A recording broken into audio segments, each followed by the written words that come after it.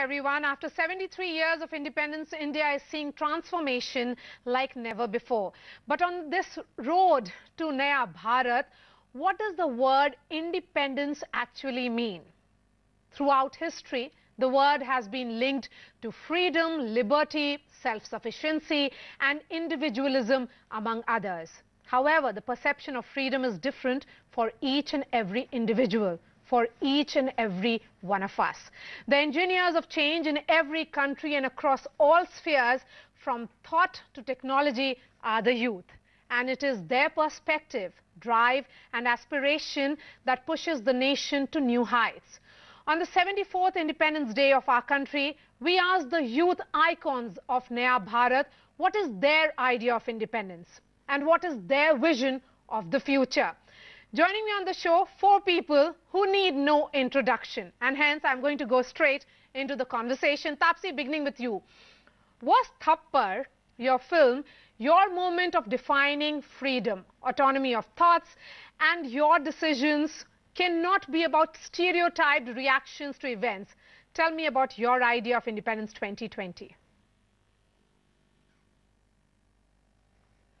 My basic idea of independence is to experience that state of freedom where, I'm not controlled by someone or something that I feel is wrong, where I'm not forcefully being imprisoned with stereotypes or myths, and I have the ability to say no or to do what I want to do, what I feel is right for me to do. When I have that ability, I feel I'm free.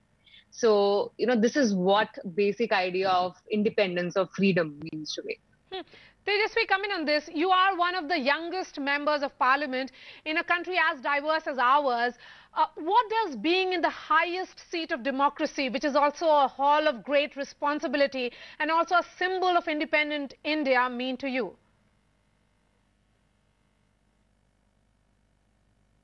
Absolutely. The Indian Parliament in many ways represents the core values of India's independence movement, as well as the strong constitutional values of liberty, equality, justice, and most importantly, the ability of an Indian, a common Indian, and as a common Indian's representative, to speak your mind and speak your mind without fear or favor on the floor of the parliament. The Constitution protects the right of every member of the parliament to speak anything and everything that he wishes to speak from the floor of the parliament. Absolute constitutional immunity. The reason why this constitutional immunity is granted to a member of parliament is because he must be in a position, an empowered position, to put across the feelings, the aspirations, the dreams of a common Indian in a most fearless manner. So in that sense, being a member of parliament, the Independence Day to me represents unbridled avenues to present and protect the interest of the common Indian at the highest pedestals of democracy. Yes, that's why I said it is about great responsibility. Yes, Abhiraj, this is an Independence Day in the time of a pandemic, and most companies have suffered revenue losses and have gone for job cuts. But yours has been an exception with a phenomenal 103% jump in revenue. So, idea of Independence 2020 for a startup such as yours? I think today is an important, milestone for the country and perhaps also for Urban Company. Urban Company is 6 years old. And in the last 6 years, Urban Company has grown dramatically to provide trustworthy and reliable household services to many Indians. And through this pandemic, I think we've realized that the burden of trust that Indians place on us is much higher, and we have to rise to the occasion in terms of safety standards and safety protocols. And that's what we've been doing over the last few months. And I think, when we look back a few years later, we will see this time in our company's journey as an inflection point for the company.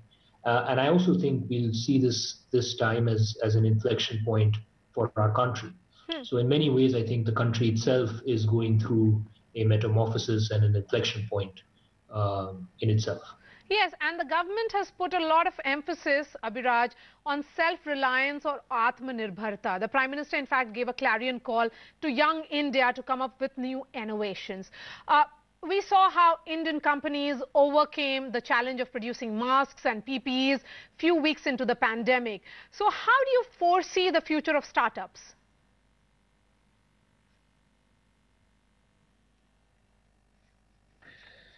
I think the future will be bright, but how bright will be a function of the decisions that we take over the next 10 years. So, India is on a growth path, and there is no denying that India will continue to be on a growth path because our fundamentals as a country are strong. We have a young and dynamic population. We are a democracy, and so we have change of power without any bloodshed. And we have embraced a capitalistic market economy structure. That said, I think, if we want to be a $5 trillion economy by 2030, I think two or three things we will have to do. The first is, I would say we will have to embrace what I call liberalization 2.0. One of the previous inflection points for India was 1991, when it liberalized, and the economy grew rapidly for the next 30 years after that. I submit that it's important for India to think about a liberalization 2.0, and it's in times like these, extreme times like COVID, that some of these things are possible to pull off. What do I mean by liberalization 2.0? Open up the economy, make ease of doing business the priority for the government. Today I was recently reading an article where somebody wrote that to set up a very small manufacturing facility in Maharashtra, he had to go through as many as 15 plus government approvals, government departments, and it took him 18 months to just do that. So if we talk about Atmanirbhar India, we have to make ease of doing business and ease of setting up businesses our priority. Yes. And Sakshi, you haven't spoken so far, so let me ask you this question. You are a woman and a wrestler, and by entering a male-dominated sport, you have even broken gender norms and codes. कुश्ती में medal लेना भारत के लिए, अपने हिंदुस्तान के लिए, क्या हुआ था उस वक्त? हाँ बिल्कुल, जब मैंने कुश्ती शुरू की थी तो बिल्कुल भी लड़कियां नहीं थी. जब मैंने शुरू की थी तो मेरे सेंटर पे सिर्फ हम दो से तीन लड़कियां थी. और जैसा कि आपने बताया कि जेंडर इनइक्वालिटी भी थी, और अभी तो बहुत ज्यादा फर्क पड़ गया है, क्योंकि जैसे मेरा मेडल आया है, और अब की बार ओलंपिक्स में 2 मेडल आए हैं, वो दोनों लड़कियों के ही आए हैं. तो बहुत सारे पेरेंट्स जो हैं उनकी सोच खुली है कि लड़कियां भी इतने ऊपर लेवल तक जाकर मेडल ले सकती हैं. जैसे कि पेरेंट्स हैं वो मेरे पास आते हैं कि आपने कैसे स्पोर्ट्स शुरू किया और आप इतने ऊपर लेवल तक कैसे गई, हम आपको अपनी बेटी आपके जैसा अपनी बेटियों को बनाना चाहते हैं. तो ये मेरे लिए बहुत प्राउड की बात है कि पेरेंट्स मोटिवेट हुए हैं और उनके दिमाग में भी ये आई है कि हाँ, लड़कियां भी बहुत कुछ कर सकती हैं. That certainly is motivating, because we have 2 women on the show this evening. Taapsee, as an artist and a woman, how do you see this entire debate that you have to be worthy of this freedom, which is different from just to be or just to exist? See, I feel existence is kind of survival. That's synonymous for me, and I don't feel survival is a part of freedom. Living is. And there's a very big difference between these two. And if you really want to know how to live your life, you need to know what are your rights and duties, what is right from wrong. All of this can come from, I believe personally, can come only from education and awareness. The right kind of education, awareness, knowledge, these are only things that can really help us to feel that true freedom and independence. So tell me, what was one moment in your life and journey so far, Taapsee, that you felt that you weren't free? Metaphorically, of course.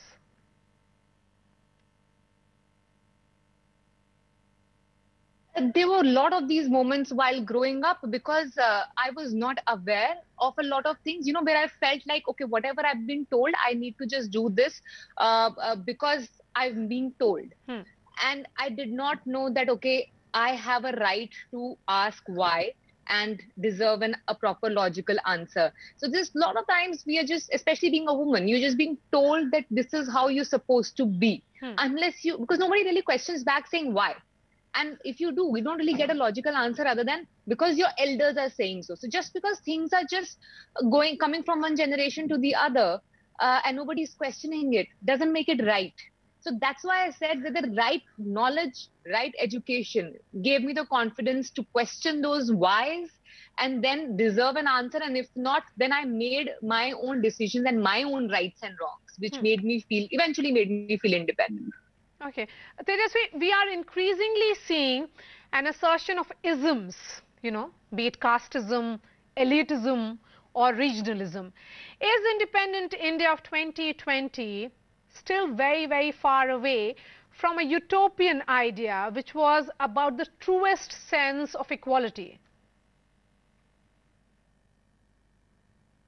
Well, the pursuit of equality has always been a constant journey. It's a destination that every civilization, every nation tries to reach as quickly as possible. But this again is the focus must be on the kind of progress that we have made in this journey. No city, no society, no state has yet reached the utopian state of complete equality which the constitution and every spiritual document even aspires for. So this is a constant journey in progress. Compared to the last 70 years, there have been immense progress that we have as a society made in making our opportunities far more accessible to our young people. There is of course a lot more to be done, but we have definitely progressed in the right path. And in the last 6 years under the Prime Ministership of Narendra Modi ji, we have been making steadfast progress to make the society far more equitable, ensure equality of opportunities is presented to young people across the country. And the state as such is neutral and to people's personal choices, whether it is language, whether it is region, whether it is their gender orientation. So we have made significant progress towards creating an equitable society in the last 70 years, and like I said, this is a constant journey in progress. Okay, Sakshi, do you miss India when you're playing abroad on Independence Day? आपको याद आता होगा काफी ज्यादा, क्योंकि independence day के दिन शायद हिंदुस्तान में हम रहें. You know, as a proud Indian, you would be happier being in India, being at home. लगता तो बिल्कुल हर दिन ही है कि मैं भारतीय हूँ और मुझे गर्व है इस बात पे, लेकिन मैं किस साल बताऊंगी. पिछले 4 साल पहले मैं इस दिन मतलब मैं पूरे 15 से 20 दिन रियो में थी और वहीं पे इंडिपेंडेंस डे आया था और मेरा मेडल जो है वो 17th को आया था. तो वो डे मैंने बहुत मिस किया था कि काश मैं इंडिया में होती. सब देशवासी सब इंडिपेंडेंस डे मना रहे हैं, लेकिन मेरा खुद का वहाँ बहुत ज्यादा प्राउड मोमेंट था क्योंकि मैं देश के लिए इतने बड़े पोडियम पे खेल रही थी. तो बस इंडिपेंडेंस डे बहुत महत्वपूर्ण, और एक खिलाड़ी के लिए तो और भी ज्यादा महत्वपूर्ण है क्योंकि वो देश के लिए लड़ता है, दूसरे देश में जाके अपना तिरंगा लहराता है. तो एक एथलीट के लिए तो ये और भी ज्यादा स्पेशल डे है. Certainly it is for everybody, and particularly for those who are playing for India. Tejasvi, there is a section of youth which thinks that free thinkers are under attack from totalitarian forces. So the freedom isn't really there in the real sense, and hence the idea of independent India of 2020 isn't the idea of India. This concept of what is idea of India differs from person to person. So no person or organization can claim to have a patent for its own idea of India to be the most accepted or to be the idea of India that must be followed by everybody. The very fact that every individual and every organization has a right to have their own idea of India is a very important facet of our multi-party plural democracy. And I wouldn't buy the argument that the voices of free thinkers are being curtailed because if you look at the civilizational history of India, there has been no civilization, no society like ours, which has given as much importance and emphasis to free thinking, expression of fearless expression of ideas, as much as has been given by Indian civilization in the last few millennia. So in continuation of those civilizational values, the Constitution of India recognizes, with of course a few reasonable restrictions, on what can be permitted, what can be permissible freedom of expression. So those people who are celebrating the idea of India cannot be celebrating the destruction, vivisection, or disembarkment of India as a part of idea of India. You cannot be using Constitution as a shield to subvert and sabotage the Constitution itself. This the Supreme Court in various judgments has made it clear. So all of these different shades of idea of India is permissible under the Indian Constitution, so long as the very idea of sabotaging the country or dismembering the country does not exist. Okay, Abhiraj, how do you sense this entire debate about freedom of speech and expression? We have seen several top businessmen like Rahul Bajaj and others speak their mind out. Will we be seeing more of it now? I think one of the things that we have to be very proud of is that we live in an independent democratic India whose democratic pillars are very, very strong. You know, I can't think of too many other third world countries which have a democracy as strong as ours and which have basic freedoms as well enshrined as we do. I know there are moments when we feel that, you know, some of these democratic pillars are coming under stress. But in general, I have seen India's democracy and its pillars to be very, very strong. So that is the one thing that I am most optimistic about, because democracies historically outperform other forms of government, and democratic countries historically outperform, even on economic parameters, other forms of government. I think by and large, we could always be much better at ensuring that there's freedom of speech, that independent voice is not curtailed. But I think by and large, India is, I would say, in the top quartile of countries when it comes to democratic principles. Okay, talking about those principles a little more with Taapsee here. Taapsee, you are an A-lister and at the same time a loved actor, but still the toxic nature of social media doesn't spare anyone, and you haven't been spared either. Does freedom mean less toxic space, or do you see these abuses as others exercising their freedom of speech and expression? See, I always feel like how we don't really want a dictator to tell us what to do, what not to do, right? We want to make our own decisions about our own rights and wrong. We cannot become a dictator for someone else also by taming them on telling them what to do, what not to do. Yes, but you need to understand and ask yourself this question: why are you letting this toxicity affect you so deeply? Why do you need validation from those people whose sole purpose is to pull you down to their level and then beat you at it? Are these people the ones you should be seeking validation from at first place? Why are they controlling your happiness?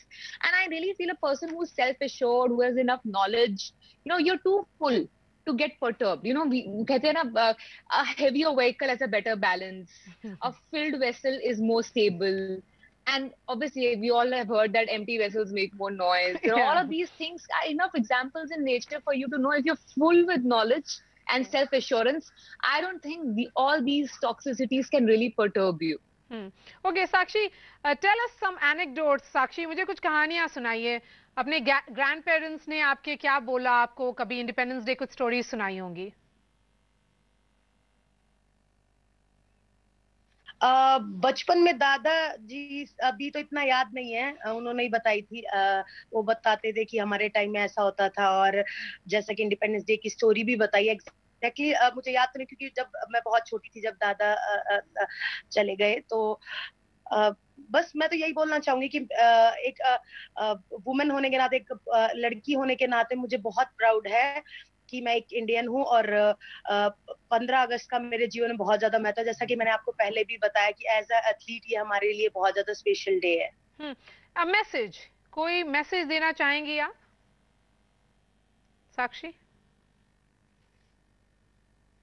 गाना तो नहीं आता, लेकिन मैं message जरूर देना चाहूंगी। मैं यही मैसेज देना चाहूंगी पेरेंट्स को कि आप लड़का लड़की में फर्क ना करें। अभी तो इंडिपेंडेंस इंडिया है और सब जो भी चाहे वो कर सकते हैं, और बस पेरेंट्स का सपोर्ट होना बहुत ज्यादा जरूरी है।